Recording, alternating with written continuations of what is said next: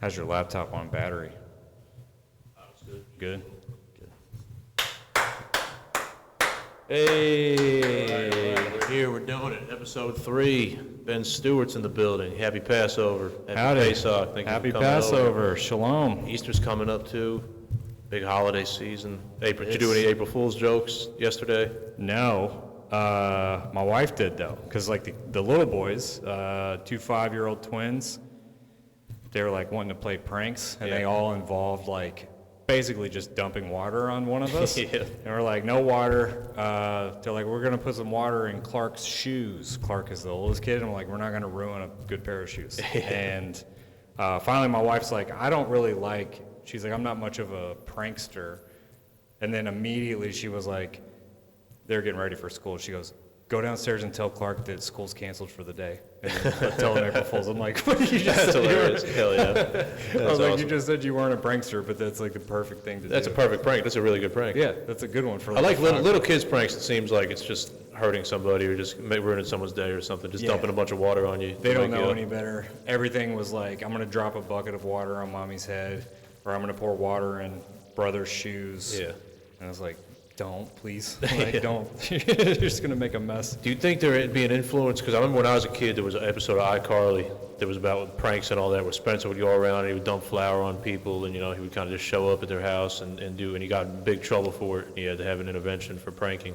Do you think like the shows you kids are watching influence any type of erratic behavior? Probably. Like, what shows are they into? What are the kids watching these days? There's, so we don't have like cable or anything, but Netflix and Disney Plus, of course, and they've gotten into some shows lately that it's like Ricky, Nikki, and Dawn, which was like on Nickelodeon, I think. Yeah, that was when I was in middle school. I remember that one. Yeah, it's a That's little an bit older. older show. And they're always, so it's quadruplets. Yeah. And they're always like doing something or like getting into some sort of like trouble or whatever. So they probably get some prank ideas from that show. There's another show on Netflix called The Thundermans. It's about like a superhero family. Yeah, same kids, like this is OG shit. This is back when I was like when I like kind of stopped watching kids television, but still was. Those were the shows that were on. It's like a weird phase. But yeah, that's cool. Yeah, now they're on Netflix, so they like that. There's, a bunch of Disney shows, but those are like live action shows where I feel like they're getting some kind of like prank. Oh, it's the same vein as like iCarly and all. I mean, I think that's where my generation got our humor from, is those like Nickelodeon kid shows, sitcoms, because it's just like kind of weird. But then you go back and you watch it now, and it's just like, what the nobody talks like this, No, for sure. And what sticks out to me the most as a parent watching these shows is the laugh tracks.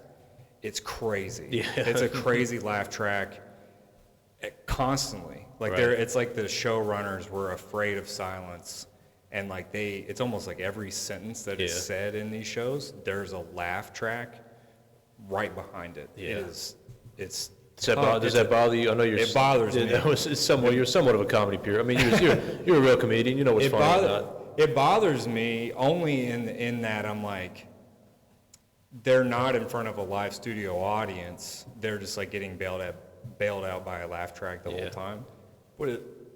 Again, I also have to remember, like, this is not for me. It's like they have to sort of train a kid, like a kid's sense of humor and like sense of jokes sort of needs to be learned, I think. And so it's like they're saying this thing, laughs. So do you ever trash it in front of them, like publicly? Do you ever? No. My parents would do that all the time. They'd be sitting there, who watches this shit? And they're like, oh, they're getting 50,000 an episode for fucking what? And I'm just like, all right, mom, chill out, it's fine. No, I think I think it might be good though, give them a little cynicism, because you don't want them to be like old and still be a Thundermans fan. You got to show them a little. Yeah. This isn't the way to go in terms of comedy. I might feel like it's never occurred to me to like dump on a show in front of them. There's a few things where I try to steer us away from it. Yeah. Because whatever it is, I'm like, this is just not good. Like our oldest, when he was little, he found these shows on Netflix where there was no dialogue at all. It was just noises. Yeah. They were like made by, most of them were like French animated shows. There's one with like a shark trying to kidnap a mermaid. Is it like ASMR kind of thing, or is it like plot lines and stories and shit? It's stories. Yeah. It's like it's cartoon stories without. It's just like grunts and noises and sound effects. There's no dialogue. The shark one. So there's like a some kind of land animal, like a coyote type thing, trying to kidnap a mermaid, and the mermaid has a shark bodyguard that keeps foiling the plan, the plot, and so obnoxious. I was going to say, is there any appeal to it? Do you find anything? It's so much. What I disliked about it was the volume and like the screaming. Yeah, it was just like they were expressing their like points with shrieking that is and weird. like screaming. That's fucking weird. There was that one, and there's another one that was like a same thing. It was like this kid who was like it was almost like a Addams Family type of show. I can't remember. I have to look it up. But it was like grunts and screaming, and I'm like, I can't. And no dialogue, no words. No words. No like no verbal. Is there like a genre? Is that a genre? Is it like is that something? Maybe. Is there a lot of shows that are like that? There's not a ton. There's one. It's like a newer one. Yeah. And I think Netflix. It's like an actual Netflix show, but the studio that made it, I think, is like European. It's called Canimals, and it's like little animated tuna cans that are like animals, and they don't speak. They just make noises, and they like. That is so they're weird. in like a live action kitchen.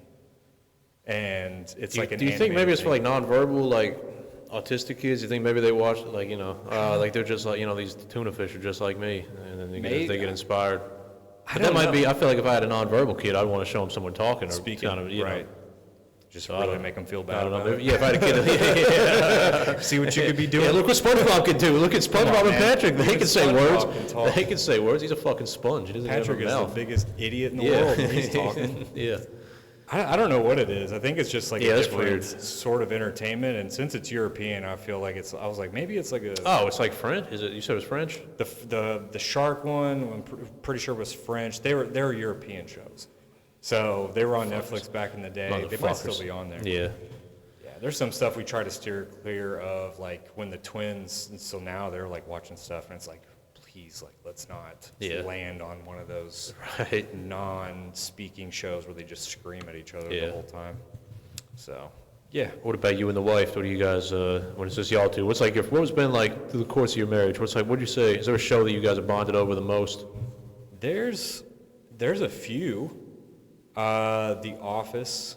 Yeah. We didn't watch The Office as it aired. Yeah. We like when it was on Netflix. I don't know if it still is, but we like binge watched the whole thing. Clark was young, so this is probably like 10 years ago. We watched the whole series, and there's just that time period where like we're pretty new parents, and we had a TV in our bedroom at the time. We don't anymore, but it's like we would get in bed kind of tired. Yeah. We didn't have anything, and it was like watching The Office for the first time. Yeah. As the series, it's already been completed, like it's already done, so we got to watch the whole thing.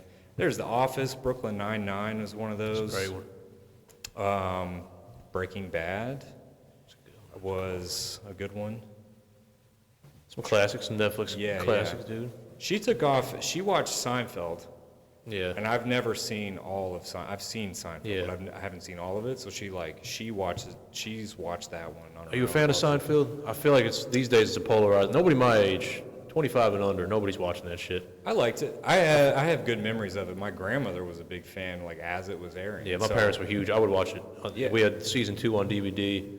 There was an episode. Did you see the episode with George? The woman invites her up for coffee, like real late at night.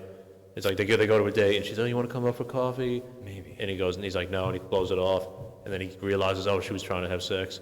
So there was a line where he goes, coffee's not coffee, coffee is sex. And I was like 4 years old, and I would go around the house saying that. My dad would have like friends over, and I would just go around the house. I would go, coffee's not coffee, coffee is sex. And they'd be like, what the fuck did he just say? So I got really fun. It was all the way on. Vandalay Industry. You ever see the Vandalay Industry scene? Where George, he runs out the bathroom with his pants down, and he falls on the ground. He's going, Vandalay. I would just pull my pants down and walk around the house and fall on the ground. I'd scream, Vandalay Industries. So I've seen enough to know that I like it, but I don't have like a deep knowledge of like the big stuff.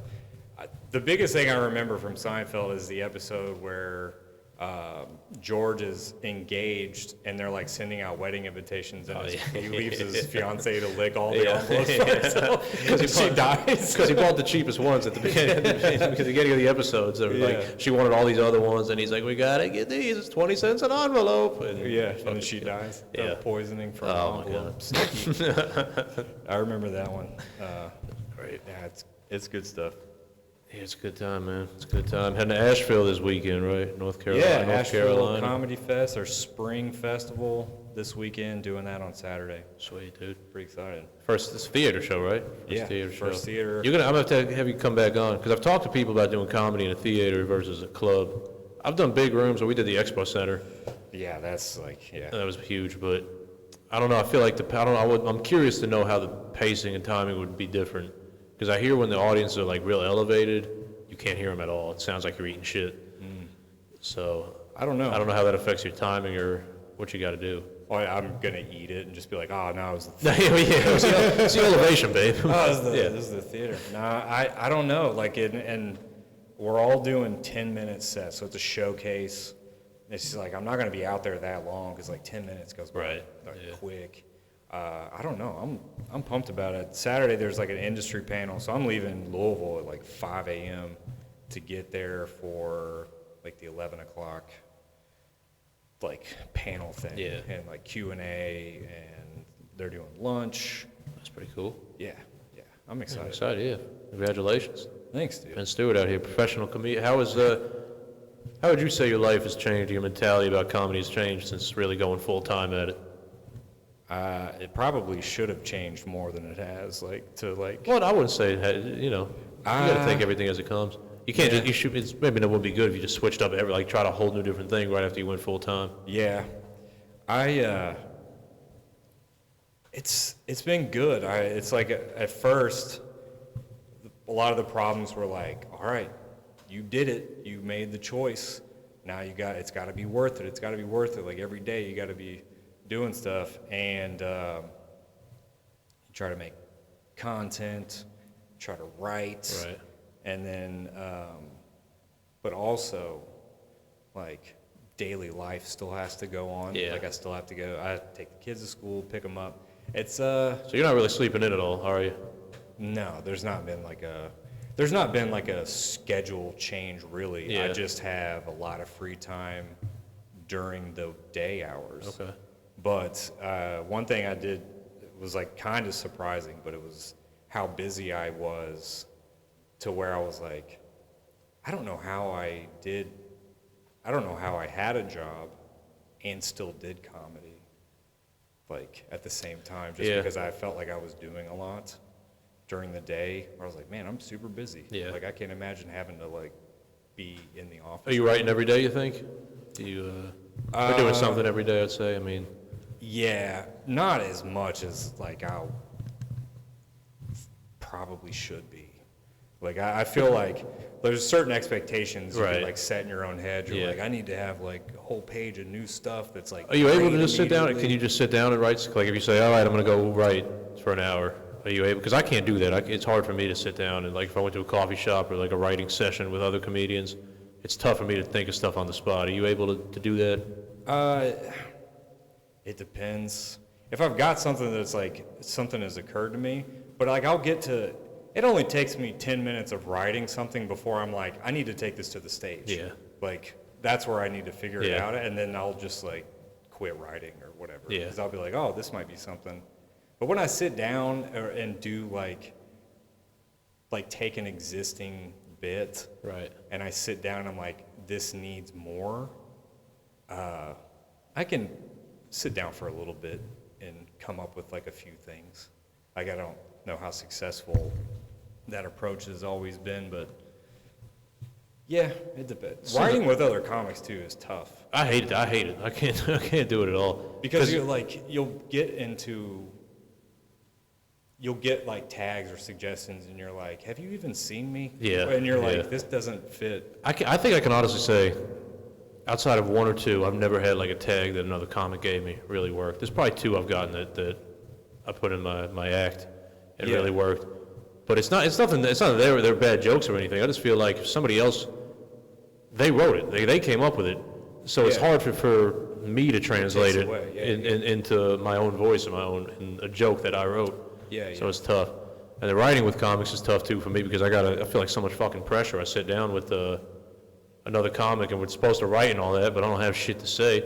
So and then you're with somebody that's like like Jake Hovis, a real workhorse, he's always got some new stuff coming, so then he fucking knocks off 7, 8 ideas, and I ain't got shit, and I just throw out something about, something very unholy and dirty, and then he just kind of looks at me funny, and we leave. It's kind of how it is.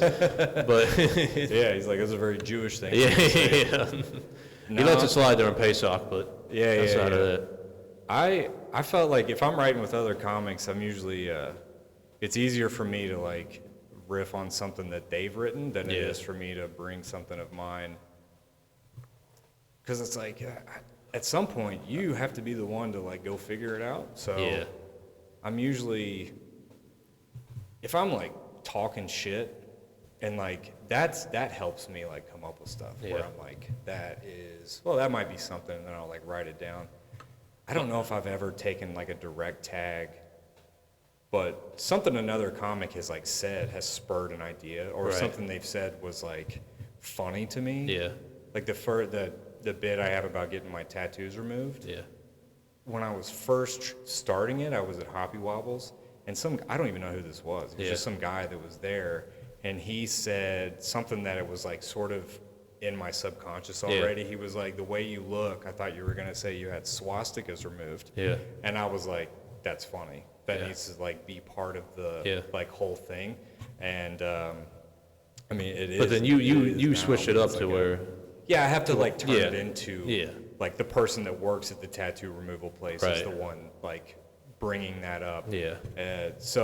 But that's like somebody saying that, and then me going, if you're thinking it, then other people are going to think it too. And it would be funny to like pop it like in the beginning of the joke. So let us know in the comments if you think Ben had swastikas attached to himself. No. Permanently at one point or another. No. Yeah. It's all right. I think it's a mystery. It might be cool here one day, So you never know, dude. You never know. Stuff comes back around, man. I don't know. Let's not get too serious. I'm trying to keep it. So I want to send I want to send it to my Aunt Rita. She's the one. She helped me out over Christmas time to get some of this equipment. Oh, nice. So I wanted shout out to Aunt Rita. Aunt Rita. I mean, I wasn't. The first episode wasn't. It was good. But I'm trying to get it going. Then James Andrews, we got a little. Him, he gets a little heavy. I'm like, how did you meet your first wife? And then he goes, well, we went on a first date, and I'm thinking, man, I'm just going to get a BJ and then call it a night. But I ended up getting her pregnant. She cheated on me 26 days after we met each other. Stayed with her for 8 years, and I'm just like, so then I'm like, I don't know if Aunt Rita, she's open-minded though. She's cool. I know she got killed. I thought she was dead because she got run over by Uncle Cracker in a Escalade on Market Street in 2007. Killed her to death. But she's alive and well. Hell yeah, Aunt Rita, dude. Despite other reports. She bought this with that Uncle Cracker money. She did. Dude, whipped away. No, I did a sketch with Kyle Stolte where I referenced her and Uncle Cracker and all that. And I was like, is that a real thing? For real? No, it didn't happen, but I made it. She's so far removed from social media, she doesn't have nothing, so I just kind of put her name in a sketch. You could just keep making up. So what happened, I put her name in I was like, Aunt Rita, I did a sketch where like, fuck Uncle Cracker, he killed my Aunt Rita, ran over and all that, and she's not on Instagram or nothing, so I posted it, but then she got Instagram and I forgot about it, so she's scrolling through my shit, and then she was just like, what? She sends it to, I forget what she said, but she's like, what the hell is this? I was like, oh, I'm Aunt Rita, I'm dead. Well, she's at Christmas, like, I got ran over by Uncle Cracker and all that, so. That's funny. Yeah, no, it's a good time. Like I said, she's a great sport. We love her. And I've been wanting to send her an episode because I feel like she thinks, it's Christmas time, we're already in April, I think she thinks she just got this, and then, you're just like. I'm just sitting around not doing nothing with it. So I want to send her an episode. So yeah, I'm trying to keep it like, sorry about the Nazi talk and Shout out killing you to death. It's a joke I have. When I was a kid, I got some really stupid tattoos. They were guns, and I'm a bald white guy, so. The joke is that people might perceive him as being like, oh yeah, you're getting some swastikas. White supremacist. Yeah, so that's the context of that. Let me just do my act. Look. Yeah, here we go. He is not a cop. He is not a cop. Yeah, that's the starter for sure. I'm beholden to this mustache until I find a better first joke. No,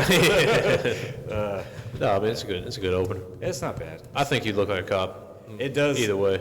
Like doing it, it's amazing how many people say like you do look like a cop. Well, you're a military guy and you carry yourself with a disciplined posture and whatnot. Yeah, it's fine. It's not a bad thing. It makes for like a decent.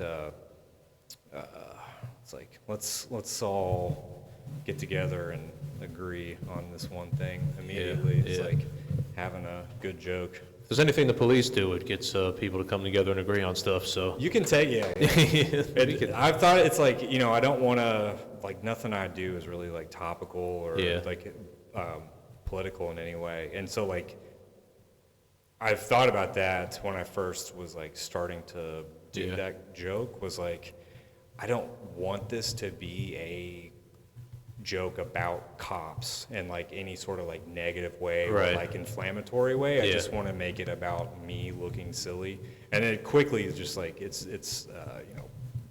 a mustache thing. It's just like how my face looks. You did firefighter too. You tried the firefighter. I've got a tag, and it's sort of like a bit about because I've gotten that before. So somebody's like, "Are you a firefighter?" Yeah, and I'm like, "No," and so it's like I try to contrast the two. By like people are happy to see a firefighter on the job, and not happy to see a cop on the job, and then like go through different scenarios, which I think is decent. It's like it's okay. It has worked. But it's not as like reliably very good. It's one of those where it's like I should work on this more, and then you just don't. Yeah, we all got a few of those that never seem to make it past the open mic. Open mic phase, which is really frustrating because you got the structure down and you got the punchlines. Yeah, but it's just there. I think it's because you might have something like this too, where I have that opening joke and I get through it in a minute. Right. Like there's like I think 3 or 4 punchlines on the cop thing, and it's like a quick, and then I move on. Yeah. And so if I feel like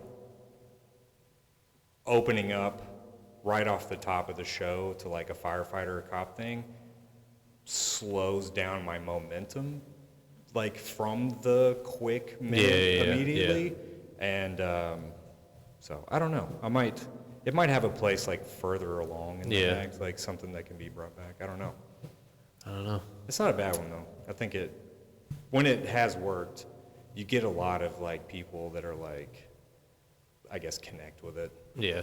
I did it one night at the Caravan in January where it was like, I did the cop thing where it's like if a firefighter's dragging you out of your car, you're happy to see them because the car was on, you're like in a wreck.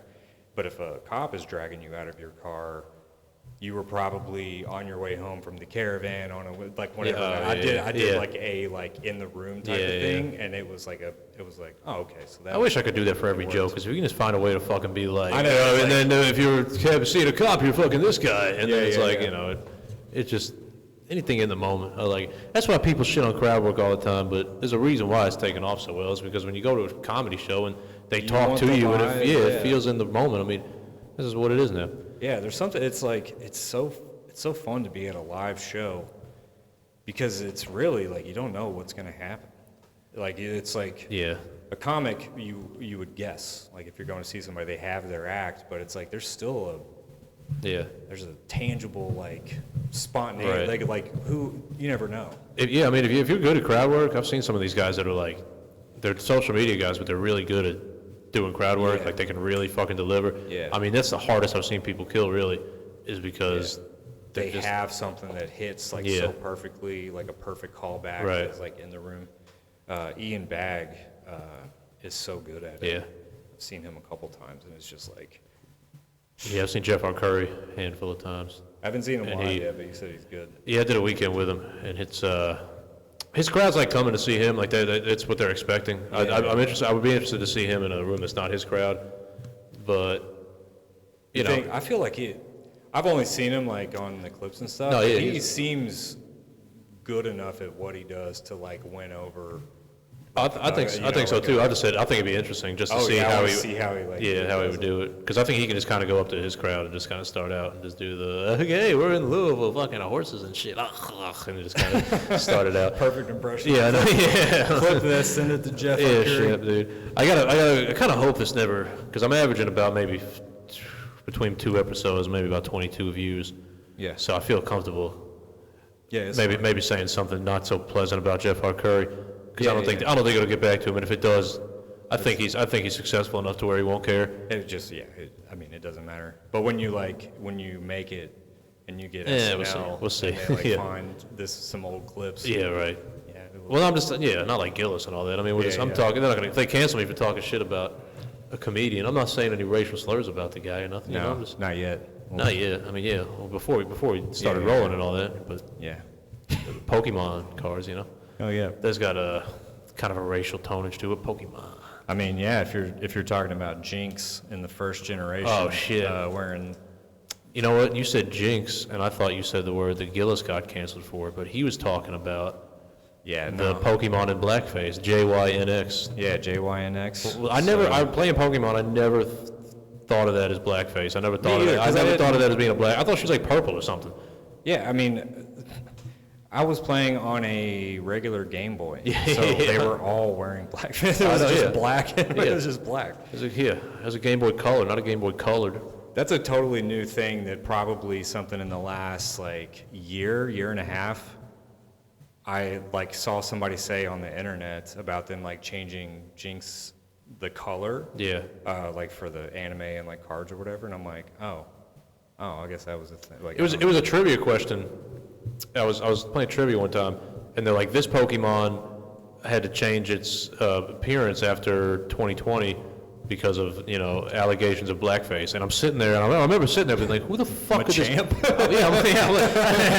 I know Machamp is like that. Dang, Blastoise's been getting up. Yeah, I'm like, lately. What the fuck? I'm just sitting there because I knew, and it said it was one of the, because that's an original, that's one of the 151, right? Yeah. That's what they said, it was part of the original one, and I'm like, I should at least know this, I mean, and I'm like, no fucking Voltorb. Mr. Mime was pink, I'm pretty sure. A little bit, yeah, I don't know, fucking, and then she said Jinx, and I was just like, I don't know, I guess I could see it if I look it up. Yeah.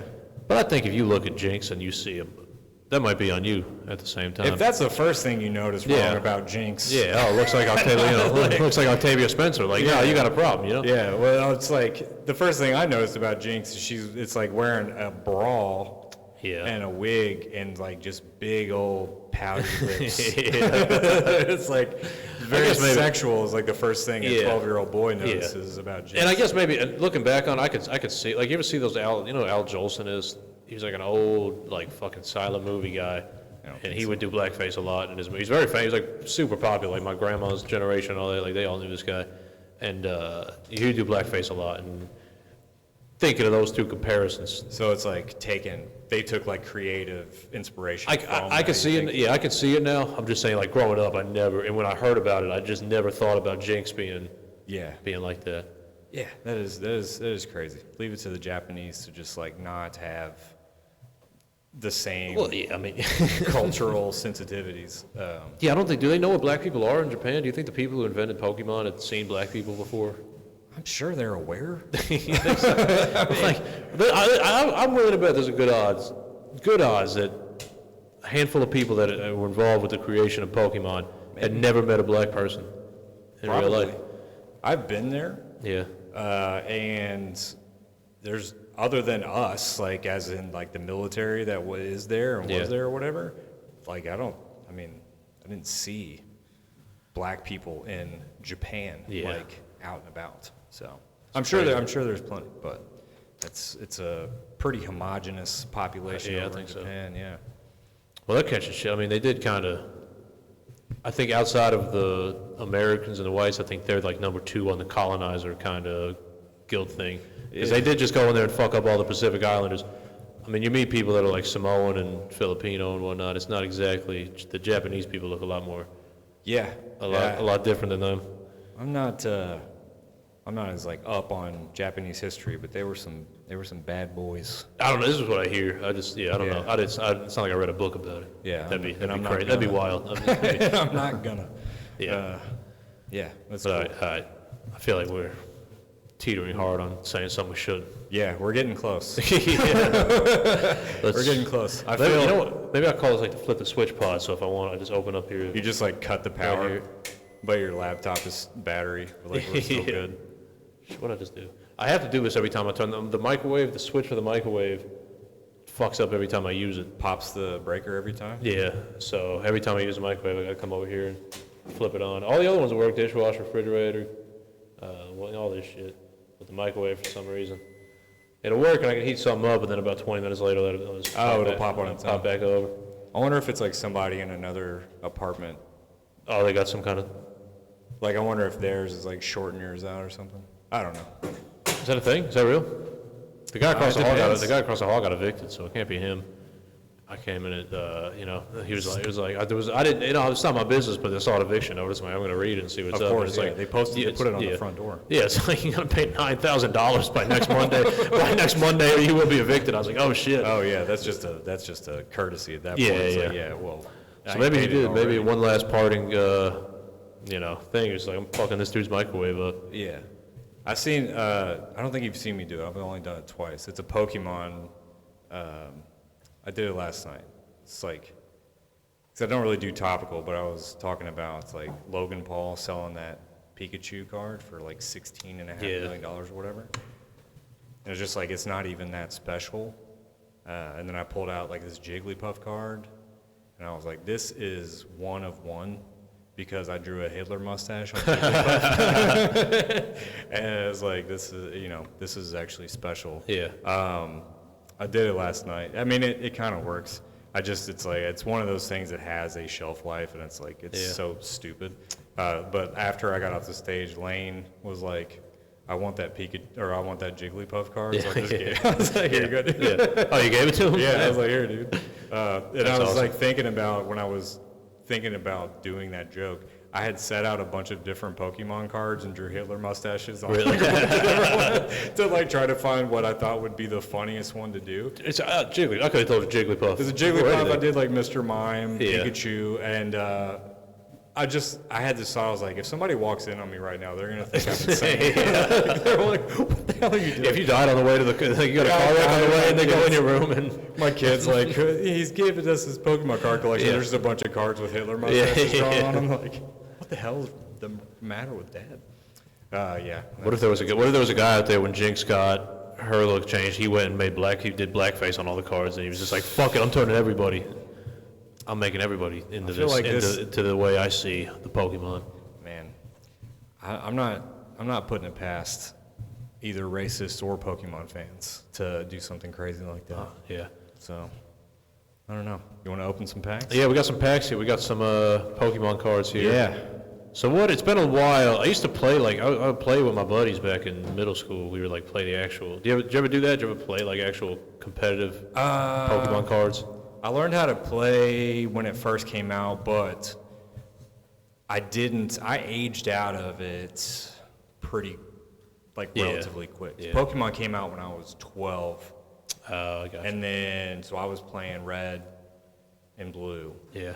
for a year. Was everybody playing it, or was it just kind of, yeah? Yeah, that's how I used to go to a babysitter, because my Yeah. parents, had work schedules, we couldn't be home, on our own, and all the kids at the babysitter were playing on Game Boy. Yeah. And I, had a chance to play some other kid's Game Boy. Yeah. And then after that, I wouldn't shut up about it. Yeah. So we were going on vacation, and we had, a long road trip ahead, and my dad went to Toys R Us and bought me and my sister Game Boy sweet. Colors, the atomic purple, clear Yeah. ones. Are those the ones you couldn't shut them? They were just No, kinda that's open? the Game Boy Advance. I've got a Game Boy Advance. Nice. On me right now. Hold My on dad. to it, man. Those Those I'm are hanging. fun. Yeah, I still got Fire Red. I'll get on there and play it every. I got the charger dude. and everything, and I'll play it every now and again. Dude, it's fun. I remember my dad. There was a guy. He was in a softball league with my dad, just at the church and all that. Yeah. And my dad just came home and he's $50, which is Nice. it was expensive back then, but now Yeah. I'm sure it's not even worth 10. But No, you'd be surprised, man. Really? If it's in good shape. it works. But he had $50 and he just came back and I had the Mario. I didn't have Pokemon at first. It was the OG Mario game. Yeah. And I think I got Pokemon later on. I'm trying to think what other games I had on it. I had like a Guitar Hero thing. You had to plug it in. No, that was a DS actually. Because the yeah. first DS you could play Game Boy. Do you remember that? You could Yeah, for the first iterations of the DS, they had a Game Boy slot. Yeah. And I had like a Guitar Hero thing where you'd play. Did you ever see that? You could like plug it in and you would play it like. I think I have seen turn that. the DS sideways. Yeah. It's pretty cool. It was a good time. That's pretty sweet. It was good times. All right. This is this set came out in January. I've never opened any of this set at all. What are we looking for? What's like anything shiny? Anything shiny. I think the biggest chase in this is the Mega Gengar. Okay. Special illustration rare. It's like over $1,000.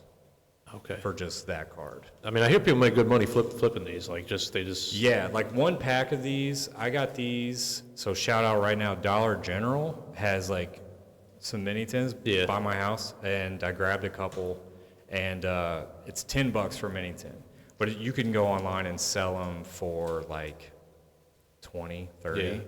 So people do that to that's gotta be good money. Yeah. I remember when I was in elementary school, there was this kid that was like really good at Pokemon card, and he got in the newspaper. He was like a competitive Pokemon. I was in first grade. He was in like third grade. And his name was John. I remember his name was John Goodman, actually. I swear to God, his name was John Goodman. I've tried to look him up, see what he's up to, because he was in the paper and like people would talk about him. And one time I had a big we'll do it. Sorry, I don't mean to get off topic. No. I bought like a pack of Pokemon cards, but it was like a big. It was Rayquaza was my favorite. Yeah, so I bought like a big illustration. Like a jumbo card? Jumbo, yeah. Not eligible for real gameplay, obviously. So very funny. So one day, I swear to God, one day I was sitting in the gym and he's like shuffling his cards, and I was like, I got a better card than all your cards. And he looks at me and goes, I would crush you. And I'll pull the Rayquaza out of my backpack, and he just goes, he's like, that is not eligible for gameplay. And I was like, shit, because I didn't know that. I thought it was a big ass Rayquaza, and I was like, you just have a full set, like a jumbo pack. But I swear he just looks at me and goes, I would crush you. I guess he was like popular and all that for being in the newspaper for being Pokemon cards. Yeah, I wonder what he's doing now. Have you ever seen somebody I've never opened Pokemon cards on camera before. Yeah. But I see a lot of content of people opening cards where they're facing the card up to the camera and pulling them or whatever. So I don't know. Should we do that? I mean, I don't know if it'll register. Yeah. If we get something good, we can move it a little closer. I don't know. Who cares? Okay. All right. I got an Oddish. Erica's Oddish. Oddish. First one. Erica Kirk's Oddish. Oh. Reckless Charge. Pokemon does 10 damage. Also does 10 damage to itself. Jack Harlow has a line where he goes, Pokemon Kush, and this shit looked like an Oddish. That's pretty good. Ooh, got a Dratini, you know about that? I know Dratini. That's the first stage of Dragonite, right? Yeah. Yeah, I got you. Yeah. Fanrotom. Fanrotom. I might be saying that wrong. Ralts. Yeah. I've done some Pokemon sketches online. And people roast how I say certain Pokemon names. They're like, that's not how you say it. I'm like, yes, it is. It's all made up. Because I say Groudon. Yeah. And it's supposed to be Groudon. They're like, it's not Groudon, it's Groudon, like ground, because he's ground type. He's of the earth or whatever, Team Magma. Yeah, I'm like, it's probably either or. I'm like, it's Groudon, like Groupon. Yeah. And I don't care what you say. What do you got? I got Riolu. He's Lucario, is that how you say it? Lucario. That's pre-evolution. He was a badass back in the day. I remember him being everybody was fucking with him. Yeah. I need to update myself. I don't know. Cramorant? Yeah. I don't know him. There's I know a lot of them, but there's some newer ones that I just missed, and I don't I think that's from Sword and Shield. Okay, I get a couple games ago. That was the one that was on Switch, right? Only on Switch. Only on Switch. Yeah, that was their first open world game, and it. The boss's orders. Boss's orders. Bruce Springsteen. All right, Soul Rock. Yeah, that's an OG. I remember him. Yeah, he's from Gen 2. That's Heart Gold, Soul Silver, or Gold and Silver. Yeah. Just getting into the so they're I got something good. Oh, you got a Ho-Oh EX. Ho-Oh EX, that's good, right? That's a hit. That's a good one, right? Yeah. Show that one off. Check this bad boy out. Ho-Oh EX, baby. Man. Ooh, that's pretty good. What you got right there? Obstagoon? Galarian Obstagoon. God. Illustration rare. What we got, dude?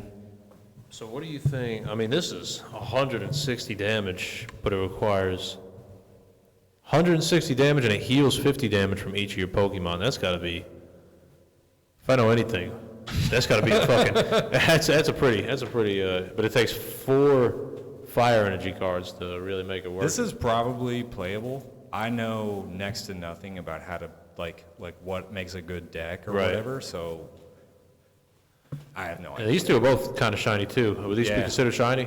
Those are reverse hollows. Okay. See how the holographic is on the, not in the frame of the art. Right.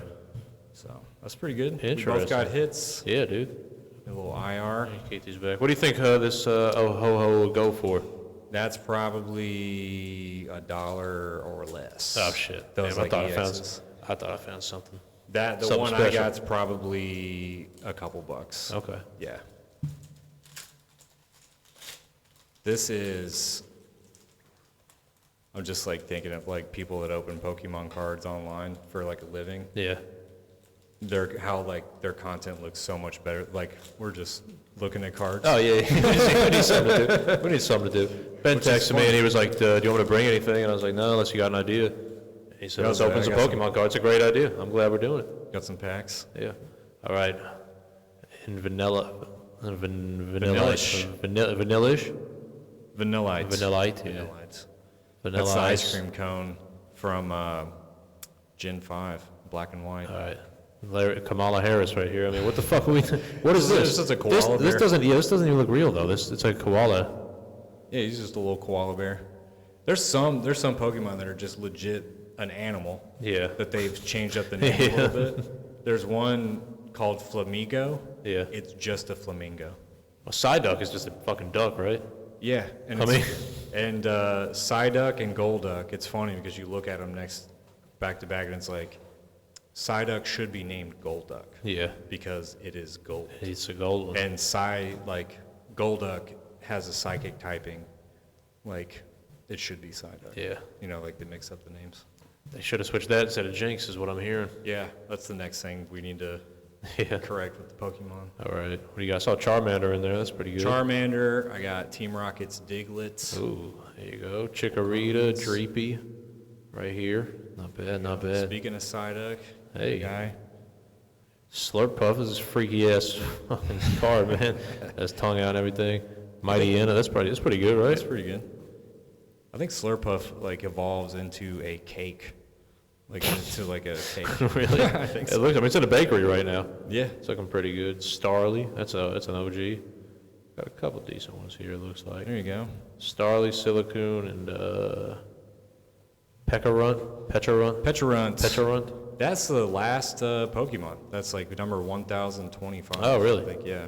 So I remember when I was a kid, they was coming out with new generations every year. What's the most recent? How many games have they put out just for the Switch? Because they stopped doing DS, right? That's not a thing anymore, is it? The ones for the Switch are Sword and Shield, and then Scarlet and Violet. Okay. And both of those games released to massive backlash because they're just I think Game Freak struggled to make good 3D games, and so there was tons of problems. Yeah. Especially with Scarlet and Violet, Right. they just they didn't run well. When did that come out? I remember Sword and Shield was around 2016. Scarlet Violet, I think, was 2022. Oh, shit, that was reasonable. Maybe 2020, the end of 21. Okay. 22, around then. Yeah. So a few years ago, pure Switch, and now if you play Scarlet and Violet on a Switch 2, it runs great. Okay. It's like they made a game that sucked at running on the existing. So the problem wasn't that it was a bad game in general, it's just the operations. It's actually a really good game. It Okay. just it was so buggy that it sucked to play. Yeah. It was mentally taxing because you had to get over screen shuttering and all the stuff in the background just being super pop in, pop out, and stuff didn't move at the right frame per second. And I'm not even a big I don't. Did you notice it? I mean, yeah. Okay. And I'm not even not even looking for that kind of thing, but it's Right. you would you know, in the old games, you would like get a bicycle to ride. Yeah. In Scarlet and Violet, you got to ride a legendary Pokemon, like as your like riding thing, and sometimes you would like go to hop on them, and it would just not be under the character, so you'd just be like, "This is weird." So you wouldn't be able to use that Pokemon in You could, yeah. You would catch one later, but you also kept one that didn't take up like a spot on your team. So you would have to catch it in order to ride it. No, you could ride it before you caught it. You would catch another one. But so you couldn't use it though as a. You couldn't fight with the one you were Yeah. like riding. Okay. No, you had to like catch it to fight with it. Yeah, those are just some of the best. I don't know. There's something about the game. It's cute. Ooh, a little Pikachu, nice. Yeah, something about that game. It's just so comforting. It's just, oh shit, that looks. Mega Frostlass EX. That's pretty good. Yeah, it looks expensive. No, it's not. Damn. It is cool though. Dang, that's pretty good. Got some Yeah, hits. yeah, dude. Thanks for doing that with me. Yeah, man. I grabbed those and I was like, this might be fun on the podcast to talk shit and open up some Pokemon cards. Nah, man, I keep telling myself I want to get back into it, but when I try to, it's like I don't have the same enthusiasm for it as I did back in the day. I think I saw a quote to where it's like you didn't really like it's not so much that you liked the game, you liked how you felt while you were playing the game. I think that feeling's gone. Maybe, I don't know. I think there's something to that, but also, I think, like you said, if you grabbed your Game Boy Advance and turned on Fire Red and like started a brand new game, Yeah. is it a bad thing to feel good for a little bit? You I know don't what know, it's bad. I've done that. I'll sit Like- back there. It's just different. It's just not the same. Nice. It's Yeah, not the it'll same. never be It's the not the same. same. But it is fun to like grab something from your childhood. Me, I mean, I like it, but Yeah. also I might have something seriously wrong with me. You know what No, I mean? I Like, mean, no. Like where it's I mean, have you like- seen some of these? When I was big into it, I mean, I would see the people with these like I didn't. Actually, I did. My buddy was in like a Pokemon club at a library or something. Mm-hmm. And it was like his parents would go with us and everything. There was some kids there, but it was like half kids, half adults. And I would see the adults there, and I'd be like, all right, these people are. You got like a job and a kid. I mean, this is more of a hobby. Some of these people are just like.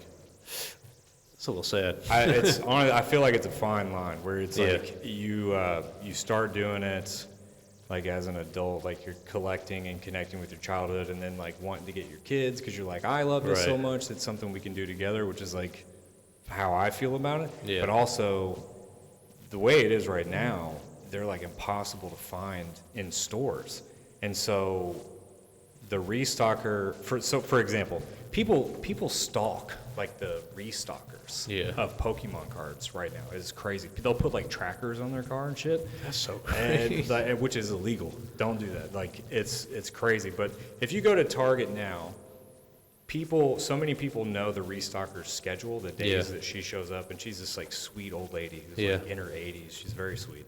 But you know her? Yeah, I know her. Like I've met her. I had my kids with me and like got a couple like cards and Yeah, stuff. yeah. Got a couple packs. She's very sweet. But if you go there will be like a line of 30 adults Wow. just waiting to clean out the shelves. Do you think it's more like Pokemon fans? Or do you think it's like these eBay types that are really just trying to make a buck? That's hard to say. I think it's They're both. it's a pretty blurred line between I the think it's two of them. both. And I don't know. And I don't even. It's like I don't judge too harshly, because it's like if you need some money, I guess that's one way to do it. Right. But it's like it's probably a mix of both. You see some people where you're like, yeah, as soon as you're leaving, you're listing on Facebook Marketplace. Yeah, Like I already yeah. know you're doing it for double what you just Right. bought it for, which that's a bummer. But And they do the same thing for, like they meet celebrities at the airports. Like I'll see people do with wrestlers a lot. They'll get their action figures, and they'll come up with like poster boards. It'll be like 10 Rey Mysterio figures, and they walk up to Rey and be like, "Can you sign all these?" oh yeah, And he'll just be like, there's a video of him just being like, "No, I'm not fucking. I don't sign Yeah, shit yeah. for eBay." I've seen athletes sign stuff, but before they sign, they're like, "This better not be on eBay. Yeah. Like I better not see this on eBay tomorrow Right. or whatever." And they're like, "No, this is for me," or like whatever, and then they'll sign it. Yeah. But it's That's why you got to put someone's name. if you don't want it to be very valuable or like on eBay or anything, you personalize it. Yeah, you make it out to somebody. Yeah. So I learned that from Pawn Stars back in the day. Hell yeah, dude. Try to sell an Al Pacino autograph, but you make it out to fucking Winnie. You're not gonna get much money for it, dude. That's good. I didn't know that, but it does make sense. Like if you personalize an item, like a potential buyer, unless they for some reason have that same name. Right. But even then, it's like it wasn't for you. Yeah. So. Yeah, it's wild out there. You see like clips on social media, people like fighting at Costco over Pokemon cards, and as much as fun as that sounds, like dang, dude, it is crazy. Well, I just want to know how you got. I don't know. I feel like if my mom or a friend saw a video of me fighting someone at Costco over Pokemon, they'd be like, "You all right, dude? They can't be all right. Yeah, I mean, dude, yeah. And again, I don't want to judge. I sound judgy, and it's tough not to judge because it's yeah. like adults behaving like idiots. Yeah. But yeah, I don't know. It's fun. Like I got back into it a couple years ago. Yeah. Because like our oldest, I just saw in the tea leaves. I'm like, he's gonna be a teenager soon, and I'm like looking back at my own life, and I'm like, that's when I really quit. Like I started having my own life. Yeah. You know, as you get a little older, I was like, this will be kind of like one of the last things that we'll truly like be able to like do together or whatever. And we had a lot of fun, like buying cards and opening stuff and building his own collection. Yeah. He likes some like off the wall Pokemon that are like not as like mainstream popular. Yeah. Which is kind of nice because it's easy to collect those cards, or easier. Yeah. Because you can go to a card shop and they're not crazy expensive. Yeah, that's dope. People don't like go after them as much. So Sweet. it's fun, man. It's gotta find some joy out Yeah, there. that's wholesome. That's wholesome, man. Yeah, I was the same way with wrestling. My dad, he was a big wrestling fan as a kid. He was in Madison Square Garden when when Hulk Hogan broke the camel clutch with the Iron Sheik. He saw that happen. And he was in Albany, New York. I think it was Nassau Coliseum when Stone Cold drove the beer truck in. Dude. So he's a legit wrestling fan, and he watched it with me growing up and all that, and it just felt like, you know, as I got older, probably 13, 14, I kind of stopped. Yeah, you sort of, yeah. But we always have those memories of, like, I remember Jeff Hardy fought CM Punk for the loser lost their job and all that. It was Friday Night SmackDown. Okay. It's me and him watching. Jeff Hardy, he was everybody's favorite in 08. The joke is he was bigger than Obama in 2008. So and Jeff Hardy lost, CM Punk escaped the cage, and man, I just bawled my eyes out and cried myself to sleep. Dang, just dude. Fucking pissed. And looking back, it's a great memory. It's like just something I got to experience with my dad. Yeah. Is this Jeff Hardy from the Hardy Boys? It's the Hardy Boys, right? Yeah. Him and Matt back, that was like late 90s, early 2000s, the Hardy Boys. Yeah. And then, Jeff went solo probably around 2003, 2004. And then by the time I kind of got into around 2007, 2008, 2009, he was like the guy. He was the champ and all that. But okay. He is, I don't know how much you know. That whole era. He has so much, he just had horrible drug problems and just a complete addict and drunk and alcoholic and impossible to work with. So because he got fired, that was when because he was the biggest guy in the company and they fired him just kind of on a random Friday night. And looking back, we know why, but everybody was pissed. We're like, what the fuck? This guy's like... So they wrote his firing into the storyline? Yeah. It was just a random Friday night. He was the guy, like he was paid, like headlining every pay-per-view.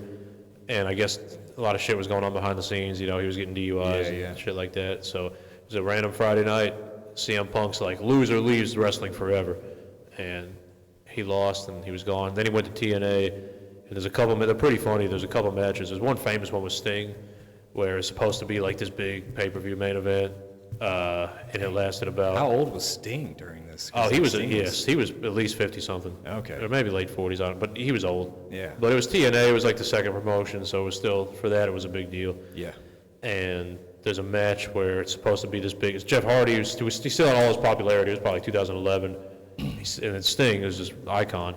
Yeah. And it was supposed to be this big match, and the bell's about to ring, and then the owner of the company comes out, talks to both. He knows Jeff's all fucked up, so he goes to him, and then he just says something to both of them, and he tells them, like, end this shit real quick, and it was like a 1-minute match. Dang. And yeah, it hasn't been the same since. Sorry to rant about Jeff Hardy. No, dude, I love it. I missed out on that. I watched wrestling during, there's probably a name for it, but it's like Stone Cold. Probably the Attitude Era. Yeah, late 90s. mid to late 90s. I was watching. Did Stone Cold drive the beer truck? Was that on like a Monday Night Raw? Yeah. I feel like I saw that. Yeah. I think I was. My dad was there. He saw watching it. He was. That's awesome. Yeah. I remember that. Who's your favorite wrestler?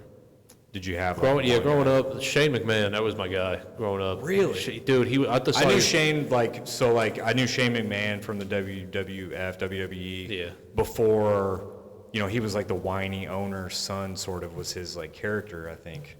Yeah, but in real life, he was taking. I mean, he fucking that big screen they come out on it's called the Titantron. Yeah. It's about 25, 30 feet. He jumped off that about 3 or 4 times. He's probably the biggest outside of Mick Foley. I would say he's the biggest risk taker in the history of the company.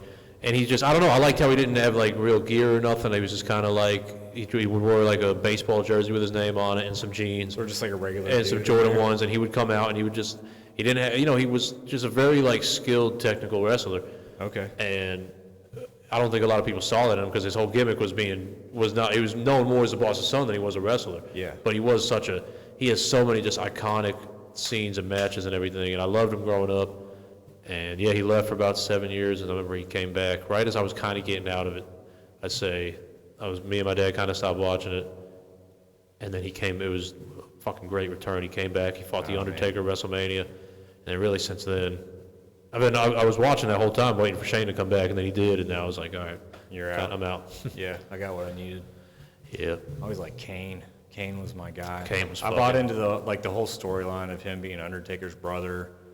And like their house caught on fire and like burned down and all that stuff. Anytime he would enter the ring, or you'd be watching, and then the whole arena would go dark, and then the lights would come back on, and he's in the ring already. Oh my God, dude! back in those days, like the Attitude Era Kane, he was 7'1", just fucking jacked, huge, and it was like he might have the best physique in all of like ever, just because all the big guys, people that were his size, like the Big Show, they were all like chubby and kind of big.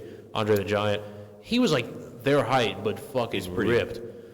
I mean, he like stepped over the top rope to get in the ring, which I was like, dude, nobody's doing that. I remember the first time I went to Monday Night Raw, it's 2009. I'm probably 7 or 8 years old. The fireworks were so loud, I sat there and cried the whole time. I just fucking cried. Literally, me and my dad and my neighbor was a year older than me. And I just sat there crying the whole time, and it was a bad experience, truthfully. Yeah. But then I remember Kane, when he would come out, he would do the big pyro shit. Yep. And I would always be like, oh no, I could never. So one time my dad comes, he picks me up from school, and he goes, guess what? SmackDown's coming to Freedom Hall, dude. We're getting tickets. And I'm like, I don't want to go because Kane's there. And he was like, at first he was like, it's all right, we don't have to go. He probably heard money saving. But then when we were watching it we were watching like the taping live, and Kane comes out and he goes, that's the whole reason we couldn't go. That right there. The whole reason. We missed the whole night because of that. That's the only reason we couldn't go. And then I'm like, damn, dude, I'm sorry. This is your fault. Yeah. I'll never forget that. It motivated me to this day to not be fearful of shit that I think I'd enjoy. Oh, so his plan kind of worked. It was like his plan to like make you feel bad enough about it that you got over your fear. I don't know if that was his plan. I think his plan was to make me feel good about it. Because when I said no, because I was scared of Kane, he was like, no, it's fine. But then maybe seeing that live, just on seeing how mild it was on TV, it triggered something, and then he just kind of went off. He was like, that's the whole reason we couldn't go. So yeah, it's so now you gotta do what you want to do. Yeah, fuck the haters. All right. I enjoyed some wrestling back in the day. It's about 4:30. We got to get to work. We got to clock in here in a second. No, I think I'm just going to stay here. You going to hang out? All right. Keep watching. Make sure that incense doesn't. Probably should have put that out. It's a waste. Try to keep the house smelling nice when I have guests over and all that. Yeah. So our house, our house is like pretty new. And any house built in the last 10, 15 years is probably going to be an open concept. Yeah. And so, like, you've seen our house, like, it's kitchen, living room, it's all, like, the same room. You can't cook anything in there without the whole living space smelling like, if you cook broccoli or, like, ground beef, it's like everything in the whole house smells like... I just made some ground beef before you got here. Did you smell it? Yeah, I didn't want to say anything. No, I didn't smell it. Nah, yeah, but that incense, I mean, it's really just for smoking and weed and stuff, but I mean, it's super cheap, it works great, and it's more of an odor like eliminator than it is, because I mean, the air fresheners are so heavy, it smells like lavender and fucking lemon and shit. We had to tell my dad, he's he's been on his own for several years now. Yeah. Me and my sister, I think my sister told him, I didn't have the heart. Yeah. But like, he went crazy with Glade plugins around the house. Yeah. And you would go over to see him, and it's like, my God. Yeah. It smells like Bath and Body Works. Yeah. Or like a candle factory. It's Right. so scented. Ugh. It's to the point where like he would leave the house and he would be scented. Like he would have like the scent on him. Would you just have one in like every outlet or something, or? It was in a lot of them. That's It crazy. was in a lot of them. You had to sit down and talk with them? My sister, she was like, I can't come over without getting a migraine because Yeah. it's like so much. So you got to like take half of them out. Right. So like, Yeah. you got to get rid of Some people, are you sensitive to that at all? Because some people are really like, A little bit. Yeah. I try not to, because I feel like I can be like a pain in the ass about smells and stuff. yeah. So I just like. But No, I know so, people. like Aunt Rita's husband, my Uncle Johnny, Aunt Rita's husband, he's like any type of cologne or body spray, anything like that, it just triggers him real bad. I hate it. And my grandma for Christmas every year, she would get me some Axe body spray or some Old Spice, some of this cheap shit. You're just I'd be in the living room, and I would just see him go, and then like an hour will go by, I'd be like, "Where's Johnny?" And they'd be like, "You fucking body, you fucking sprayed that shit everywhere. You can't come upstairs." I'm like, "Shit." I feel it. I feel that now because like anytime I'm around somebody, and they have like a fragrance on, Right. I'm just like, why can't you just get clean? Yeah. You know, just like I'll be do clean. I'll do a thing of cologne. I'll do like they say one on the wrist and then one on the neck. Yeah, there's like, I Like mean, a little spray. That's it. the stuff that you can be smelled before you can be seen. Right. It's like, what are you doing? Yeah. You're putting this on everybody around you.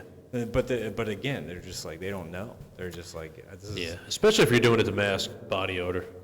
If you're doing it to mask, it never works. You just No. smell like shit plus perfume. Yeah. and like one smell, it's like I don't like the smell of weed. Yeah.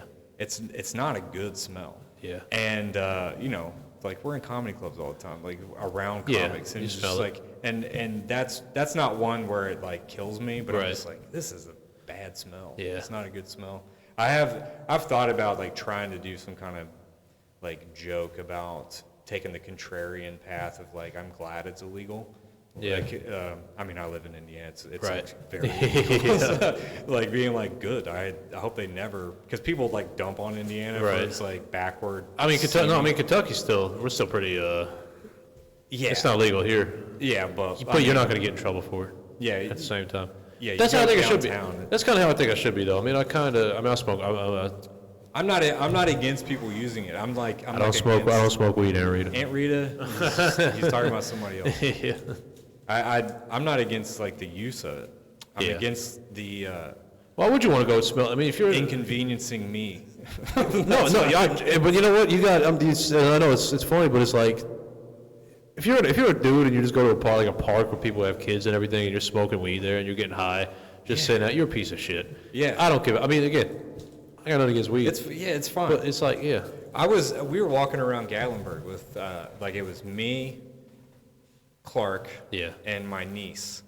So 2 13-year-old kids. Yeah. And we're walking around downtown Gatlinburg, and I'm pretty sure it's still legal in Tennessee. But they have those like legal shows. Yeah, yeah. They're like They're all over Nashville, the Broadway. It's Yeah, just they're fucking everywhere. So we're like walking down the sidewalk, and you smell weed. Right. And my niece goes, "That's weed," and I'm like, "How do you know?" Right. And Clark, he didn't. He's like, "No, it's not." And so then they like asked me, and I'm like, I have to answer an awkward question. Yeah. That I'm like, may or may not be ready to talk about, all because some idiot is just Right. walking around smoking a joint. Yeah. And it's just like, it smells bad.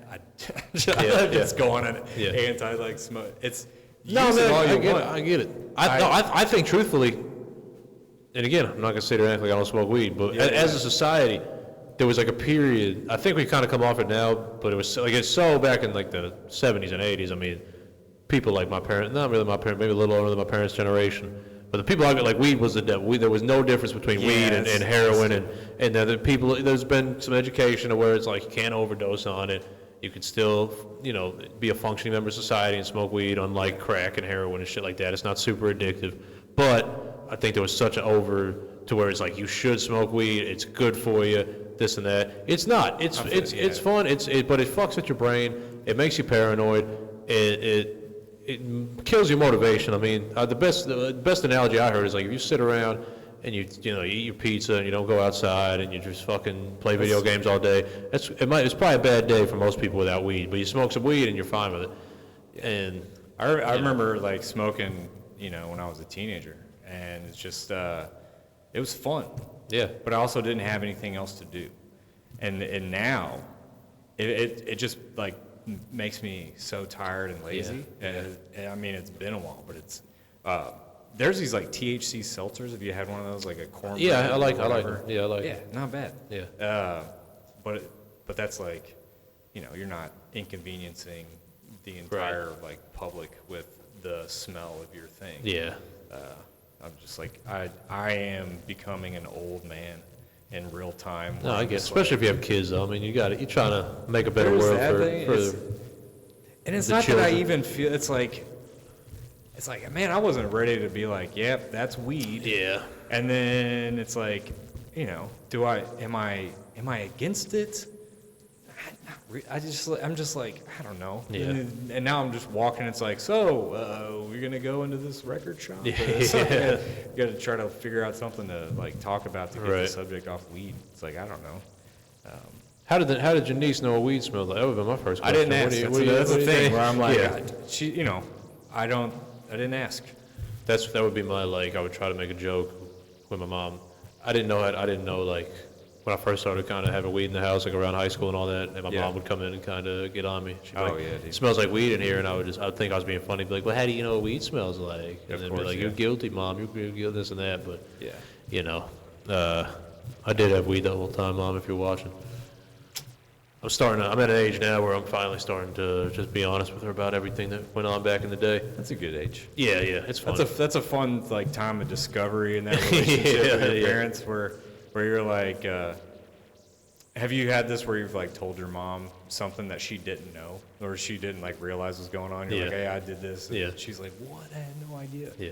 Those are fun. Yeah, one time my neighbor, I had a neighbor behind me, and he went to, he was he was a fun dude to hang out with and all that. I'm not gonna say a bad influence, but if you were A year older, the kid is. No, there's another dude in high school. We were the same age, and if you were my parent, you would say he was a bad influence. But looking back, he was just a fun guy to hang with.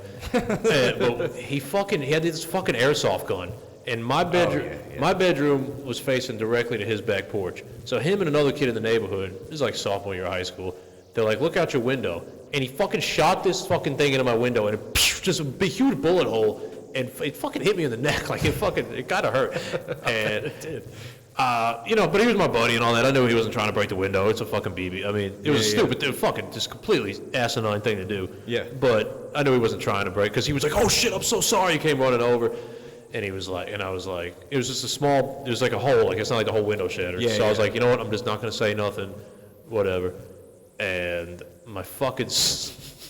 My sister was out playing volleyball one day, hitting the ball up against the wall, and she hits it against the window, and the whole fucking thing shatters. Perfect cover. Because me and my buddy come home, only the bottom half shattered, I guess. So there was still an outline of the hole. Okay. Me and the buddy that shot it, I'll never forget, we're coming around the back, and my mom's out back, like our back, like patio kind of thing, sweeping up glass, and she's just like, Cory, do you have any idea how a bullet hole got in your window? And then, the kid's with me, I swear to God, he just fucking doesn't say anything. He just starts walking away to his house. And I'm like, I don't know. There was another kid named Michael Ray, and he was like he's like 8 years old or something at the time, but he was always going around doing stupid shit. He had just broken, like 2 days ago, he had a fucking he just got his dad's golf club and threw it at this guy's like windshield of his truck and shattered his fucking windshield. So it was like 2 days after that. So she's like, how did a bullet hole get in your windshield? I was like, I think Michael Ray was out here hitting golf balls one time. Oh, yeah. And I think he hit the back. I think that had to be it. And she believed it. and it was probably like 2 months ago. We were sitting there talking, and she brought it up, and she goes, "Yeah, fuck." We were talking about that family, the family. She goes, "Yeah, fucking Michael Ray."